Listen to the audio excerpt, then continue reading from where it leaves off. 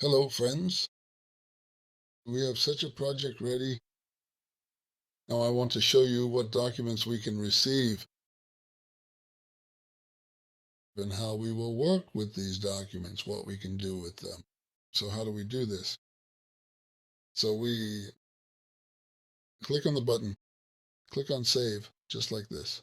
And then this window pops up and we simply click again.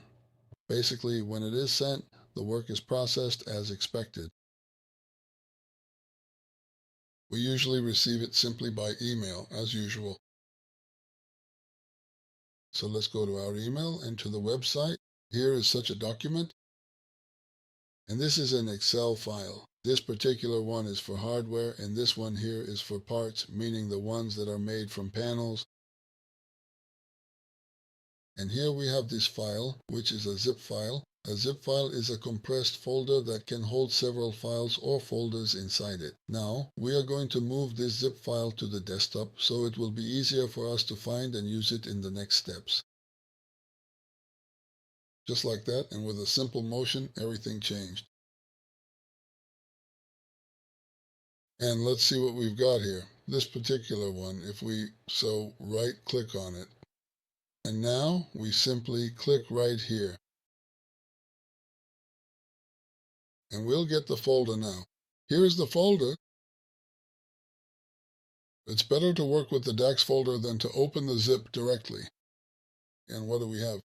A TXF file, a TXF file, and a CNC file. And these documents we can transfer to the blue machine. This is a DXF file. All the parts are here. A DXF file. These are all the parts.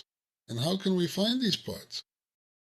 Very simple. So if we go back here now, open this file, we get this, like this. So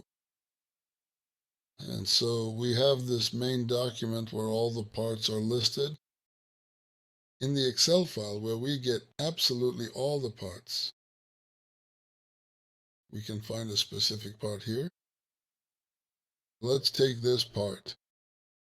So this is drawer 19, the 19th drawer in this particular set. Let's go ahead and enlarge it so we can get a much better, clearer view. Let's make sure it's clearly visible to everyone watching. So this is drawer 19. Yes, that's right, exactly, the 19th drawer in the sequence. But now, I want to remove something out on this part of the video. How can I search for it? Right here in the folder.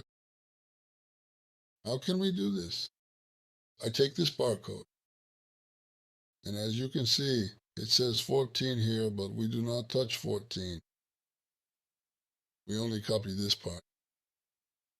We copy the S as well. Just 0, 1, 10, and 10 after 14 and up to the letter S.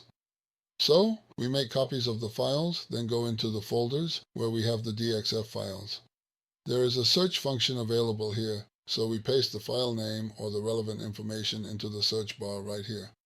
As you can see, the program immediately finds the document that we need, making the process much faster and more efficient. This way, we can quickly locate the exact file we are looking for without having to manually browse through all the folders, which saves us a significant amount of time and effort. Well, let's open this document and see what kind of document it is. Yes, here's the right block. Yes, we have the right block. And then you can make some kind of cutout and then send it to the CNC machine. The file will be combined, which you need to send to the CNC machine, and this part is included as well. I think everything is clear to you here. How you can search for the DXF file you need using the barcode. And what is this DXF file? This means if we open it now, you see it says left side here, and we already know that this is the left side of the first drawer, the right side of the first drawer, and so on. And now we go into TrickHat, and we go into the documentation. Then we select, for example, here, View.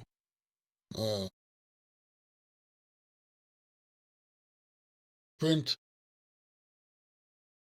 and we get a window like this. Yes, and here we have, look, the numbering of the drawers, and let's take a look together. So it's best to take the second number. Let's go ahead and take the second number now. So yes, and now we have everything to look at. The second number is good. So let's close this again and look at the second number on the left side. Here it opens quickly. Yes, that's right, because I had AutoCAD open, and as you can see, now it has a cutout. This happens sometimes when AutoCAD is running. Yes, this is the left side because the other one was cut out. This is for the aluminum profile. And now again, we'll open another file, CNC, and let's take a look at the bottom, see what it looks like. Here you go. You see, here we have this kind of cutout. That's correct. For the CNC machine, this document is sufficient. If you include the dimensions, then the operator won't waste time adding them later. I think everything is clear to you. Then this document is passed on to the CNC machine, to the operator, and he cuts out the spot on this part. I think everything is clear here as well, so I won't explain any further. So now we're opening it again, the Funkträger. And what do? We open this document, and what else can we do? How can we, in this particular situation, get...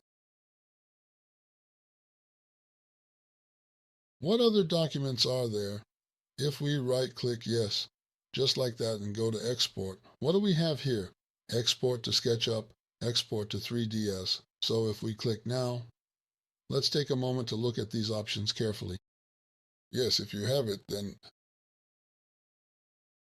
3ds on your computer, then it will be saved there and you can open it. You can open this kitchen from the project in 3ds or in SketchUp. And there are other programs here as well, so if you have them, you can export to all of them. You can export to all these program file types, including the DWG file. But I don't have a DX file because the program itself sends it to your email. Well, let's try exporting to DWG. So if we click on DWG,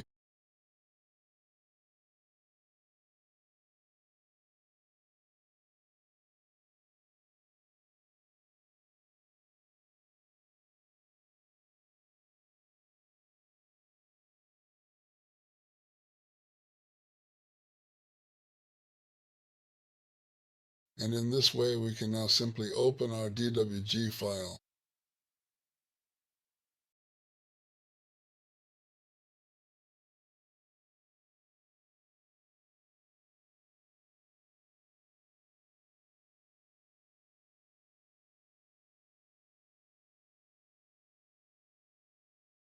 And basically now we've got this DWG file right here, and here it is, and the range hood is also here as well. Here you can clearly see the mechanism and the Evento system for this bloom, including the hinges and the slides. This is also the broom, these are the racks, the movement of the rack, and so on. Basically, you can process this file in DWG however you like and however you want. That's up to you. So there you go. I think I've now shown everything that I wanted to show. How can you get a TVG file? How to export the file to 3DS, what documents you receive, a TX file for CNC machines or for drilling. I've shown you all of this in this video. So basically that's where I'll end, and I say goodbye to you and see you next time.